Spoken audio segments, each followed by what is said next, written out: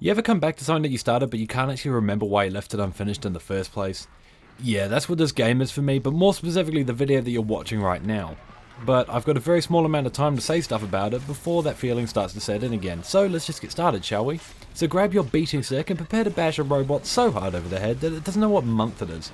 Welcome to a Willkak guide to Horizon Zero Dawn. So let me set the scene for you. Horizon is a game set in the distant future where humanity has been reverted to a tribal state and machines have replaced them as the alpha species of Earth. We take on the role of Aloy, but really, they should have just called it Alloy because Aloy is nowhere near as clever as some people seem to think it is. But I'll get into her a bit later. Your main goal is to head out into the wilds and dismantle machines and find out what is causing them to become corrupted while also unraveling your place within this vast and relatively pretty wasteland. Now on paper this all sounds rather fantastic, trust me, I know I thought the same thing, but this game is kind of inconsistent. What, you don't believe me? Well, just sit right there and let old Papa Willkak regale you of his stories from Mother's Embrace and beyond. To start with, let's talk about the gameplay. The general loop that you'll be following is running around an apocalyptic wasteland, dismantling machines, reaping their corpses for useful items that can be used to expand your inventory, be sold for profit, or using them to buy new and exciting method for killing stuff for later use. All the while accepting side quests from random strangers that usually just involve going to a location, killing everything that locks eyes with you, or scanning an area with your focus to track something down, and then killing everything that locks eyes with you. Let me be clear, there are exceptions to this rule, but this is the bulk of our purpose in this world, which is kinda depressing. So no dwelling on that for me, I've got more to say. Mate, be careful, there's a Thunderjaw over there and he looks pretty pissed. Which kind of pissed? There's two, there's the huge kind and then there's the angry kind. The one that doesn't result in a very fun Saturday night. Ah, I see. Cheers for the heads up, mate.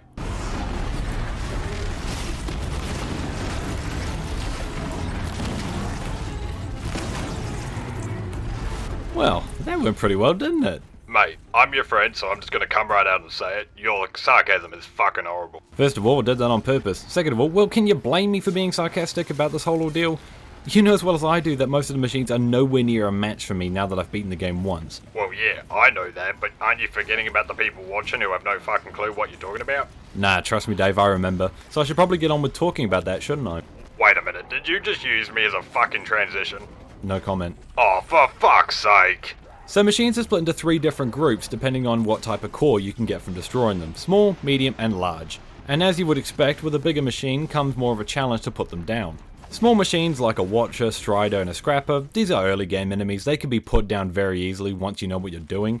But before then, it can cause you a bit of mischief if you're just starting out, but by the time you've gotten a couple of upgrades, something like a Watcher for example, only takes one well-placed arrow into its cornea to stop it very dead in its tracks.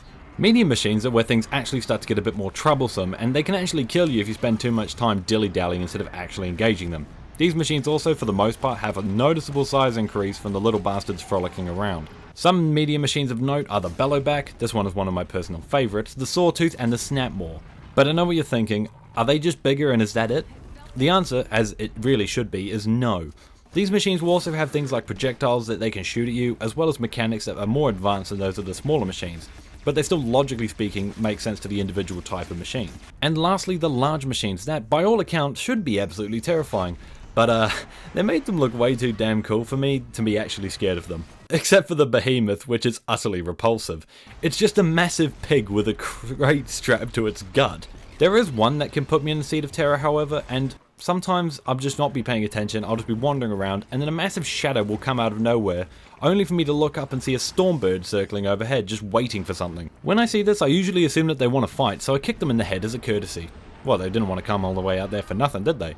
I'm taking the piss out of them, but the larger machines will do the same to you if you're an ill-prepared player before you start to fight them.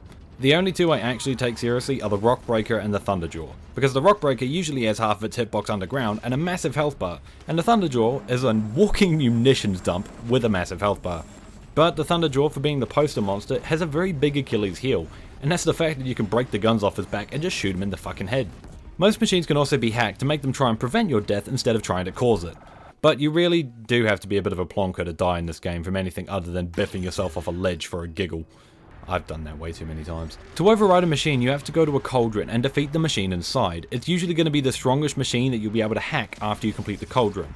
Once you've done that, you can then go out into the wild and either sneak up to it or bash it to the ground so it can't escape while you're trying to hack it. I can't really comment on how useful this actually is because most of the time I just hit them first and then remember I can hack them later and just left it at that. And I know what you're thinking now.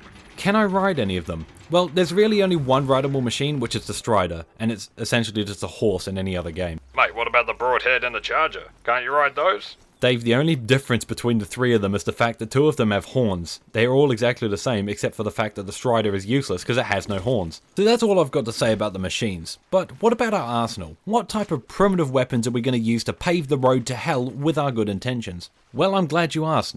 Not much, really. You see, I like to use everything while getting ready to talk about a game, but this is a very special case, where everything other than the 4 weapons I actually used, they just feel wrong, and I'm quite a tactile person.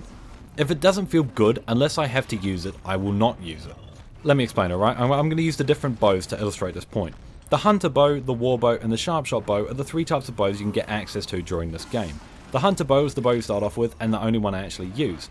And let me explain the reason I only use this one bow.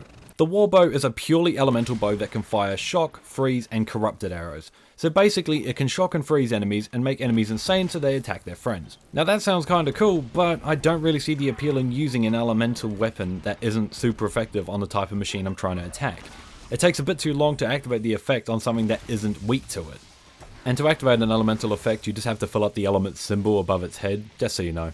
And while I'm talking about it, you may be wondering what all the elements actually do, and let's be honest, most of you could just look at them and guess, and you would probably be right. But for those of you who are easily confused, fire is damage over time, freeze multiplies other types of damage like slag from Borderlands, shock will stun them for a brief moment, and corruption will make them... Oh, I've already explained, haven't I? Never mind, I don't have to do that one. Now those are all the actual elements that are there, but there are other things that you can do besides stacking enough freeze damage to chill the Sahara Desert. And to talk about that, let's look at the sharp shot bow. Now, where the war bow is a stat stick that you just use to spread disease like a rat in Victorian times, the sharp shot is a bow designed for precision and doing fucking damage. It achieves this through the use of its arrows. The harvest arrows, which are the odd one out here, they just increase the resources dropped from bits of a machine that you plonk off while sticking bits of wood in their hide. However, the precision arrows do heaps much damage and have real long range. Definitely the best bow by default, and lastly, the Tear Blast arrow, which can explode shortly after landing in a machine, doing massive amounts of tear damage, ripping through armor and other bits with ease. Speaking of tear damage, this is what I was referring to before when I was talking about the elements. Tear is a damage type that really only applies to breakable parts of a machine, and makes it much easier to get rid of a gun or any other annoying accessory that you don't want to have to deal with. And the last bow, which is the one that I actually used, is the hunter bow. Now, the other bows, at least the sharp shot bow, is good, don't get me wrong. And if it wasn't for the decreased draw speed that makes it take 12 fucking years to pull the thing back, I'd probably be all over that thing. But the hunter's bow, it is a humble and reliable piece of equipment. As far as I'm concerned, it will never fail me. The hunter bow has hunter arrows, which are just your default arrows for pigs, fish, and people who look at me funny while I'm pissing. Next is the fire arrows. Now, I'm not going to say that fire is my favourite element or something, that's why I've got it on. It's just the one that I need the most. And here's a fun fact for you. Did you know that if you stick 2 fire arrows into a glint hawk, then run over and bash its head in, it'll be dead before the fire damage stops ticking down? Yeah, I didn't think you would know that, but now you do, so you can say you learned something today. The last type of arrow is the hardpoint arrow, which does moderate tear damage to parts. I've made it out to be a bit lackluster, but the reason this bow is my favourite is purely down to the fact that it feels the best to me. And sometimes that's all I really want from a weapon, that it feels right. And also that the hardpoint arrows can actually, it does decent damage across every type of behemoth. You don't need anything special to deal with anything special, you can just kill everything with this one type of arrow. Apart from this bow, I didn't really ever use anything else. I can say I used a sling which just fires spheres that drench enemies in whatever element you happen to fling at them, and it's pretty good for just like spreading status effects among a group that are weak to a certain type. I also use the rope caster, which you can use to tie a machine to the ground, and is one of the reasons why I think the people who made this game are into bondage. I mean, just look at this armor set that Aloy gets given towards the end of the story. That's just a fucking gimp suit. Need I say any more? And the last one I used to fill up my quick select wheel was the Rattler. It's basically a prehistoric shotgun and my certified fuck it, I'm going in weapon, because there always has to be at least one. Oh dear, how careless of me, I almost forgot about my most used weapon, the beating stick. Don't let the fact that it's called a spear fool you, it's a beating stick through and through. If it's not, then Aloy obviously has no idea how to use the fucking thing. Now the spear has a stealth attack, which I don't really count as an attack, it's more of an ability. And the 2 actual attacks are a light attack that can strip machines of its parts, and the way more fun, massive whack to the right temple that, at least with small machines, will change their orientation from vertical to horizontal faster than you can do it in MS Paint. Hold up, mate. You're talking about breakable parts on the machines. Yeah, what about them? Well, How can you tell what parts can actually be broken if I'm assuming they're different on each machine? Good question, Dave, and that's where the focus comes in. You didn't seriously not mention it on purpose just to get me to help you transition again, did you? No comment. So the focus is a device that allows us to see the world differently, like seeing machines and other creatures through walls, marking them so that we can see them in real time without having the thing active, and highlight their tracks so we can see their static paths to make stealth easier. If you actually want to be stealthy, that is. I find just whacking them into a pulp was working fine for me pretty well. And to actually answer the thing you were talking about, Dave, when you shine a focus on a machine, it will add that machine to a catalog that can be accessed through the map menu that will list all of its relevant information, as well as immediately highlighting all of the breakable parts, telling you what it's weak to as well. Oh, that's pretty nifty. Yeah, it is actually. Dave, I'm missing something relating to the weapons. Do you remember what it is? I think you're missing a bigger problem unless you haven't mentioned the story yet. Oh, fuck, the mods, of course. Yeah, so this game has mods that you can obtain either by just finding them in loot boxes or just smacking a behemoth over the head. I've said that way too many times. Yeah, you have a fucking problem, cunt. Tell me something I don't know, Dave. You can access your mods through your crafting menu, and you can slot them into any weapon where it's relevant. Higher quality gear will have more mod slots, and that's basically the only metric for how much gear you want to go and actually farm up. If you want to put more mods on it, you're going to need a higher quality one. This is a very simple and uncomplicated system, which I actually very much enjoy. So you have things like increasing your fire damage and all the other elements as well, tear, regular damage, damage resistance, which you can put on your armor. And you can also have what I'm just going to call dual stat mods, which you can get something like fire and handling on the exact same one. And I think the only thing I actually need to explain of the mod side is actually that handling means you handle and you fire your weapons much faster. Oh, mate, you didn't talk about that either. Yes, just don't mention what I didn't mention and I'll fucking remember, eh? That's how it works. Whoa, mate, calm down, alright? What's getting into you? I'm starting to remember why I didn't want to talk about this game and it's coming back to me, so I want to get this done as fast as possible. Oh, well, let's make this quick then. The armor. You didn't mention the armor. Fuck, that was actually a good save. Thank you, Dave. I owe you 6 pints later. Make it 7. You muppet, do you want to look for another job? No, I don't. Exactly, because I'm the only one who tolerates your drinking at work because it makes everything better. The armor again is a very simple system. Just equip the Shield Weaver armor that you get at the end of the game. What if you haven't beaten the game yet? Then just go whatever you feel, man. I mean, honestly, just go crazy. Because it's not like you're spoilt for choice. I mean, you basically just have increased damage resistance to a certain type, projectile damage resistance, all of that sort of stuff. Personally, though, I did go for the robes that are highly customizable. Can't remember the name of it, but I'm showing it on screen. You gotta hand it to the people who made this game. Some of this shit's actually real fucking cool looking. No, I have to agree with you on that, Dave, especially the designs of the machines, if I might say so myself, and how they don't just look like animals for any old reason, and they actually have a purpose for looking that way. Anyway, I'm trying to think if I've forgotten anything else. I don't think I have. Well, you could always talk about... Don't you dare fucking say story. Don't you even try it. What? Why not? I mean, you can't talk about a narrative-based game and not mention the story.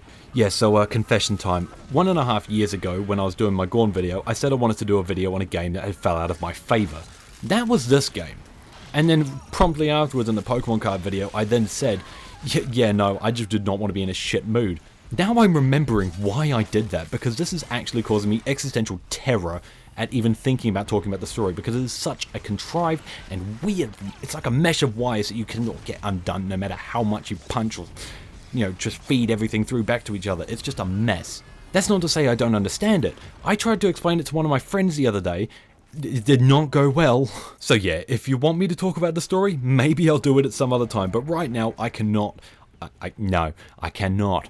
So, just on the point of the story, let me just read out something that I wrote 1.5 years ago before I put the script in the vault, and I think it sums up the problem with the story perfectly.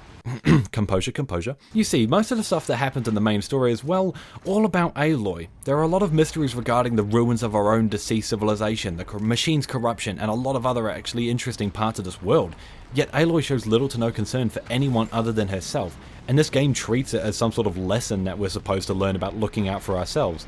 And I'm just sitting here with a feeling of, what the fuck? You're supposed to be the main character. You're supposed to be the one who's seeking to save this world, the place, and the characters in it, and actually give a fuck about everything. If the main character is an ignorant lemming that doesn't even show them that respect, so how can I? Except for my main man Aaron, he's a fucking alcoholic, and I respect the shit out of him for that.